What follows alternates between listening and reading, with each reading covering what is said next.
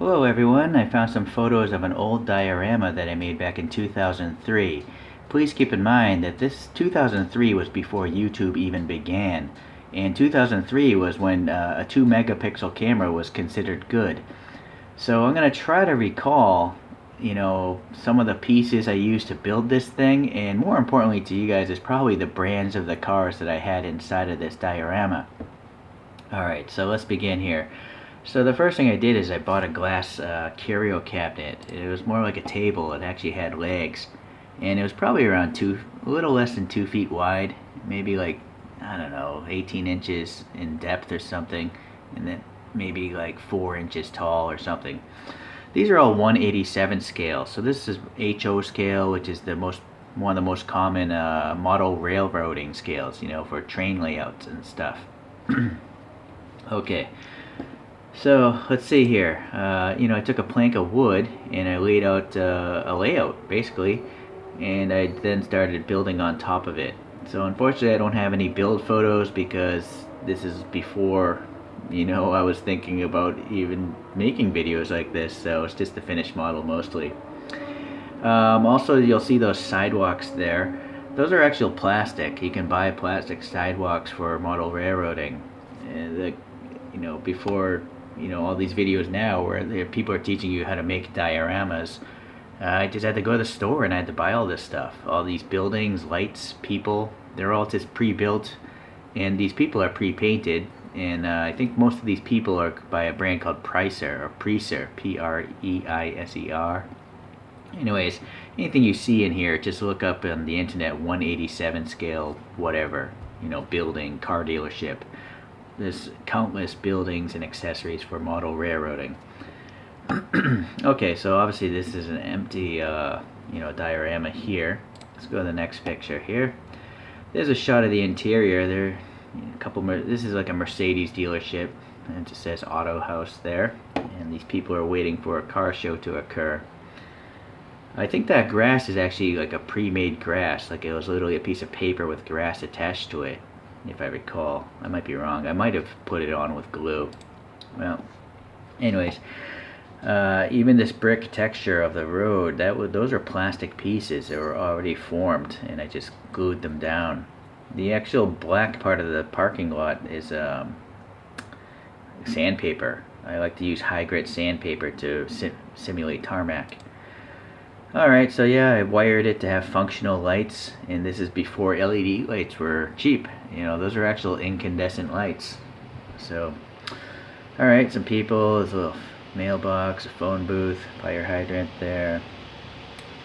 I did have to paint the yellow there on the curbs. Alright, that's a wooden laser cut Western Auto thing that I switched out later, because before it said Auto House, it was just a little boring, and I had the height in the cabinet, and so I think this wooden Western Auto sign looks a lot better.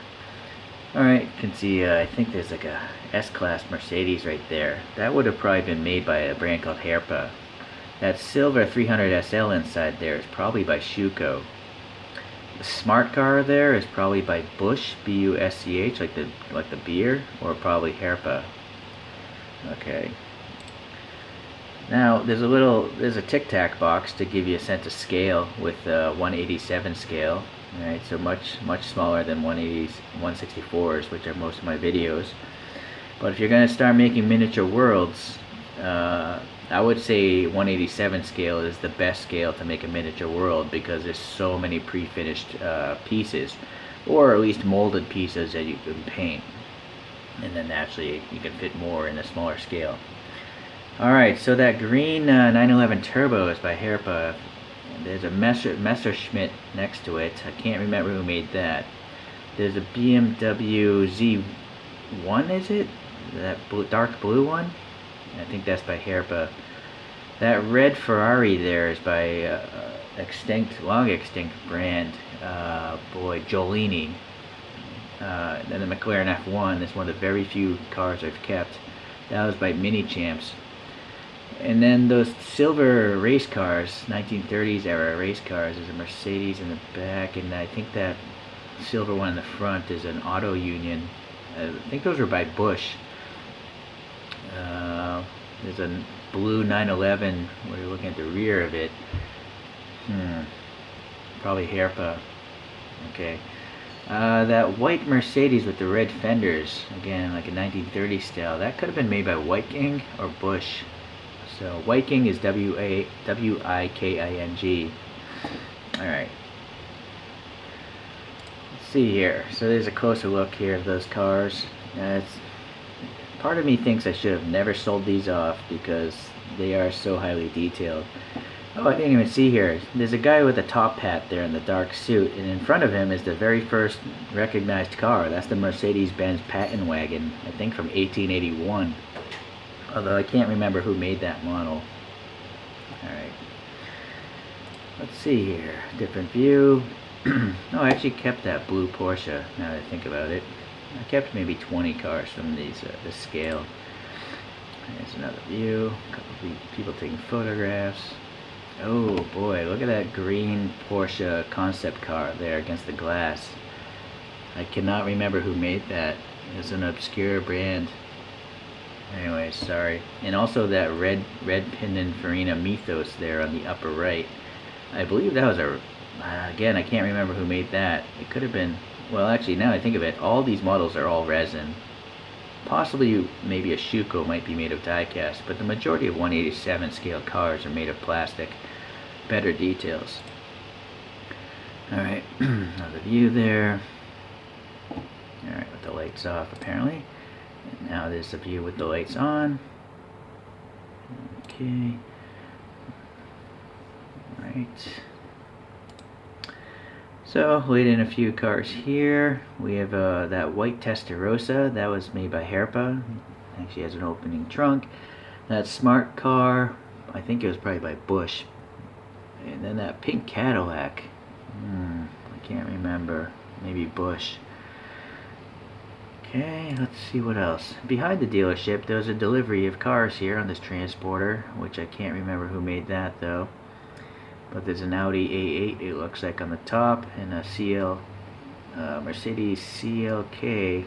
Those are probably made by Herpa.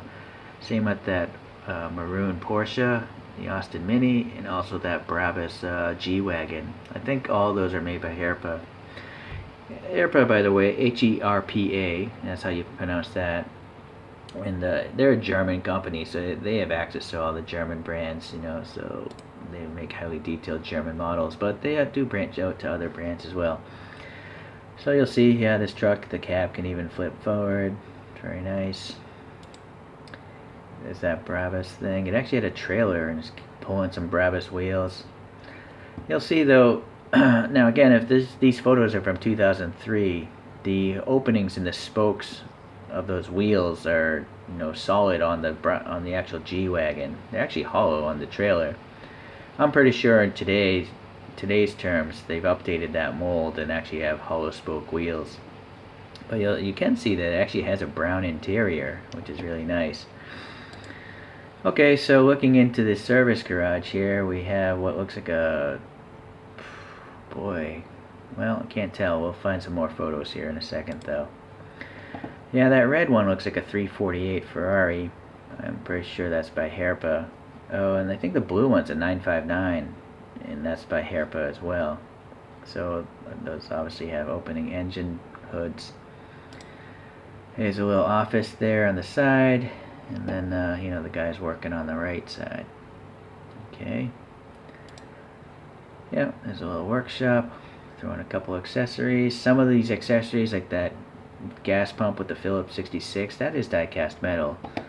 But I would say the majority of the other stuff is possibly plastic. Alright. Yeah, there we go. Yeah, that 959 was so nice that I went, you know, I sold it off over a decade ago, like 20 years ago, and then I bought it again, you know, this year. I bought a white one because I remember the opening feature is actually pretty good because it's plastic on plastic. There aren't big gaps like you would find in a die-cast on die-cast panel fit. Alright, so here it is illuminated at night. Just to give a different view. There's a little street sweeper. I think that was by Bush, or possibly Viking. That thing was cool. I liked it. Alright, let's see what else we have here. Alright, so here's a shot of you know, the view heading out towards the street. It's announced like okay there. It's probably by Herpa. The yellow smart car on the right side. Busch, B-U-S-C-H. And that looks like a 911 of some sort, that white one. So chances are that's by Herpa because it's a German car brand. Looks like there's a McLaren, Mercedes SL 500, that black one there in the middle of the intersection. I can't tell what that Mercedes is with the rear end, the black one facing us. But next to it on the left, kind of in the middle of the frame here, is a blue BMW Z8. And then behind that is a Z3. And those are probably again by Herpa. Alrighty, what else do we have here? Oh, that's a McLaren SLR, that black one. So that would have probably been done by Herpa. I should have kept that one. That's a cool looking model for sure. Alright, let's see. Oh yeah, it had a functional street light. You know, you can change it from red, yellow, and green. And there's a hearse back there. I think that hearse is by Busch. Okay. This police car is by Busch, I believe. Here's a rear view of the street. Street sweeper. Can't even tell what that black car is there with the back end towards us. And then sky blue 911 is by Herpa. There's a looks like a brown Cadillac behind that blue Porsche. That's probably by Busch or Wagon maybe. And then a Beetle. I can't remember who made that. All right, so let's see here. Boy, it looks like a Maybach, Mercedes Maybach with the rear end here in the front. I can't remember who made it though. Sorry, we're talking almost 2 decades ago here. That smart car next to it though, I think I actually kept it. So that one's by Busch. Alright, and so that's it. That's the top view. Yeah, not the largest diorama. I just wanted something, you know, I was just starting to collect these things. I'm pretty sure this is maybe all the cars I've collected, you know, at this time. Later on, I'm gonna do a video of a car museum built inside of a mountain, and then I probably ended up with like 120 of these cars. Okay, well, appreciate you watching, and yeah, it's a little bit of an unorthodox and very casual way of presenting some photos, but that's just how I roll. Okay, thanks for your time. See ya.